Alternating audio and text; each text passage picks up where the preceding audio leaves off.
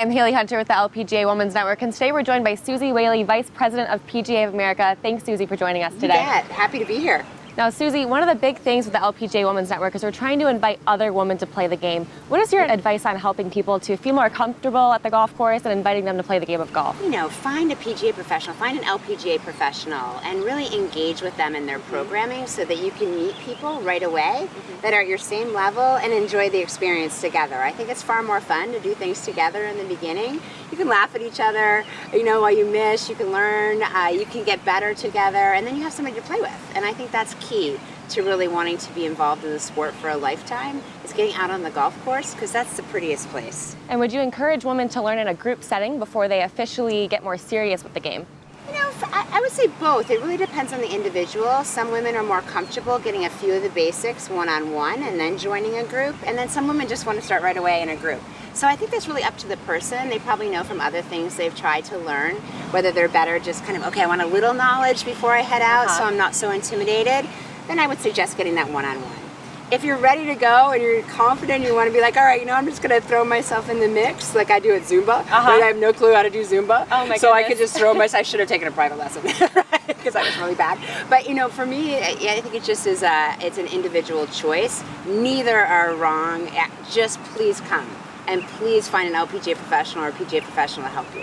And what does the LPGA professional do for you to help you? Do they kind of guide you throughout the whole process? You know, when you get to the golf course, some people don't know what to do when you even show up for a tee time. Do they kind of guide you through that? Yeah, absolutely. You know, we want the experience to be amazing. We want that value exchange to be tremendous. And for us, it's all about ensuring that women have, when they get in their car to go home, they go, that was amazing, right? And to do that, you have to feel like you're successful. So we want them to understand, you know, where you're going to leave your clubs, what the practice facility is.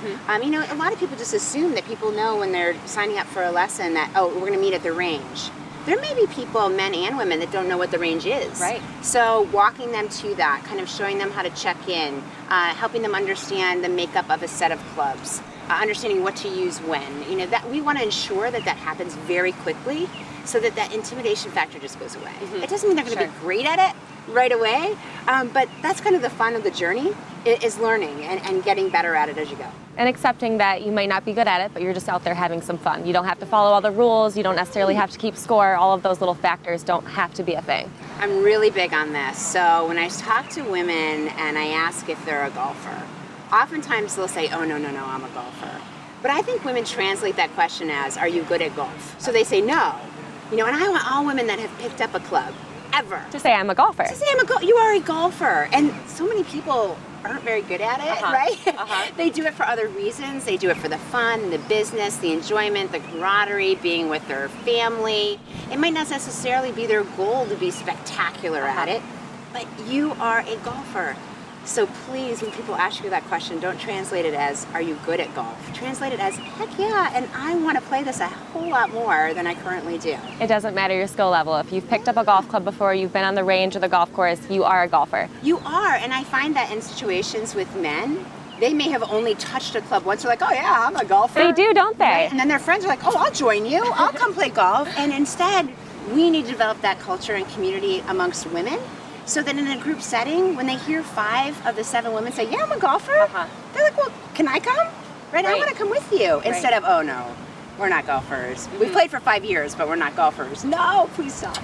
Because I think that's going to change the community in a way that's significant. Definitely. And you know, there are so many jobs in the golf industry. Can you talk to me about some of the opportunities that are there that maybe women they don't know about? Oh, that is such a great question, because a lot of women, we're a billion-dollar industry. So we run the gamut from coaching and teaching to merchandising to golf course ownership to golf course management to working for manufacturers like Nike, for example, or PXG, where you can go working in the position that you're in, communications, IT, accounting, administration. There are so many opportunities in the golf business that perhaps people aren't aware are available to them, that, you know, if you're looking for a career choice and you're passionate about the game, you know, golf is for you, and I would encourage anyone, male, female, anybody from a diverse background, to kind of engage in that, because they'll find there is a spot for them. You can be in food and beverage and be in the golf business. So I'm super biased,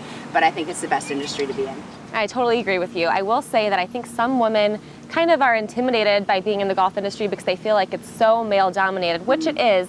How do you, from personal experience, kind of get over that factor? You know, we're breaking that barrier down. We certainly have work to do and we have our challenges because we do want more women in the industry. We want more women playing the game as well. And I think the two go hand in hand. When people see people that look like them, it's a little less intimidating to come out and be a part of the business or go play golf on a golf course. Same with minorities. You know, we want more people of color in our business working in the industry and playing the game. So we've made great strides, but we have programming now, which I'm excited about, at the PGA of America. PGA Works, where we have minority scholarships so we can get them involved in the business of golf across the country.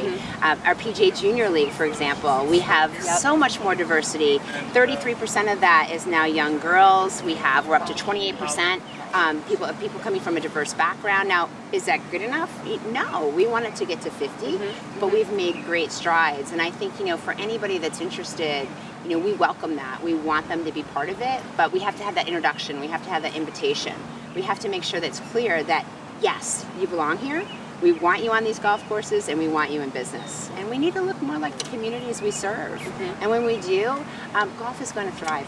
And it comes with us professional golfers and avid golfers and experienced golfers inviting those newbies who don't really understand the game of golf. How would we go about inviting those women and making them feel comfortable? I think it's all about this week, right? We're at the KPMG Women's PGA Championship, and their empowerment message and their inspiring greatness message just resonates, but also the mentorship and the sponsorship part of it. I think every woman that's currently in the business, it's our responsibility to empower others to succeed that are coming behind us and to bring them along. Right? It's the same. I've been mentored by wonderful male counterparts and female counterparts, but it is our responsibility in this business to make sure that we're extending a hand, that we're educating and training, and that's what we're proud of in the LPGA and the PGA, our certification programs, our education programs, to help them be the highest skilled professionals in the business, so that they can bring that next generation with them. And you know, my hope would be in 10, 20 years that we look very different than we do today. Well, let's hope we can continue that power of invitation throughout the entire golf community. Thanks so much for joining us today, Suzy. My pleasure. Thanks for having me.